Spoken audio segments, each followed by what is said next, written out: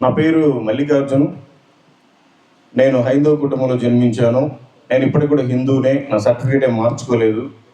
ఎందుకంటే దేవుడు నా హృదయాన్ని మార్చాడు, నా బ్రతుకును మార్చాడు, నా జీవితాన్ని మార్చాడు, కానీ నా కులాన్ని, నా మతాన్ని మార్చలేదు.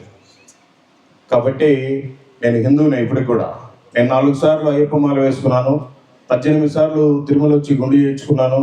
కాశీ నుంచి కన్యాకుమారి దాకా ఉండే ప్రతి హైందవ టెంపుల్కి వచ్చి నా మొక్కుబడులను తీర్చుకున్నాను, కానీ నాకు ఎప్పుడూ శాంతి సమాధానం లేదు. నాకు ఇష్టం వచ్చిన బిజినెస్లు చేసుకున్నప్పుడల్లా కూడా నాకు కనీసం నెల వచ్చేసరికల్లా బ్యాంక్ లోన్ కట్టడానికి కూడా డబ్బులు ఉండేవి కాదు.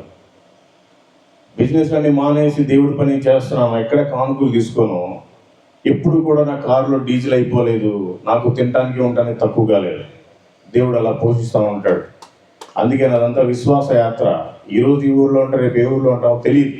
సువార్త ఎలా ఉంటుందంటే, పొద్దున 6 గంటలకు స్టార్ట్ చేస్తే సాయంత్రం 6 గంటల వరకు ఎవరు కనపడితే రోడ్ల మీద వాళ్ళందరితోటి ప్రేమగా ఏదో ఒకటి మాట్లాడి ఒక పత్రిక ఇచ్చి, ఎక్కడైతే ఒక సెంటర్ ఒక 4 చౌరస్తా వస్తుందో, 4 ఇల్లులు లేక బంకు అరుగులు అట్లా ఉండే దగ్గర సెంటర్లో నా కారులో వెనకాల ఒక బాక్స్ ఉంటుంది, జేబీఎల్ ఛార్జింగ్ బాక్స్, ఇట్లాంటిది కరెంటు పోతే పనిచేసేటప్పటిది. ఆ బాక్స్ పెట్టి ఇప్పటిదాకా మీకు చెప్పిన మాటలే ఇంత పచ్చిగా చెప్పకుండా కొంచెం లైట్గా చెప్పి దేవుని సువార్త 4 మాటలు చెప్పేసి వెళ్ళిపోతూ ఉంటాం. ఇప్పటి వరకు ప్రకాశం జిల్లా అంతా పూర్తి చేశాను. నెల్లూరు జిల్లాలో 10 మండలాలు అయిపోయాయి. 2350 గ్రామాలు పైబడి అయిపోయాయి ఇప్పటికీ. ఇంకా కూడా చేస్తానే ఉన్నాం. అయితే ఓన్లీ మన తెలుగు రాష్ట్రాల్లో సువార్త ప్రకటించడం కాదు, నార్త్ ఇండియాకి దేవుడు అనేక మంది మిషనరీస్ని పంపించాడు.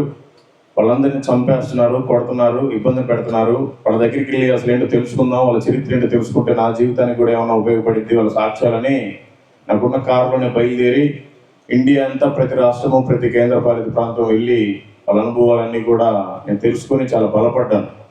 ఇప్పటి వరకు 1,35,000 మందికి నా నోటితోటి యేసు ప్రభు దేవుడు అని చెప్పాను. ఒకప్పుడు దూషించిన వ్యక్తిని 74 మంది నాకు తెలిసి బాప్తిజం తీసుకున్నారు. ఎందుకంటే నేను బాప్తిజం నేను పాస్టర్ని కాదు.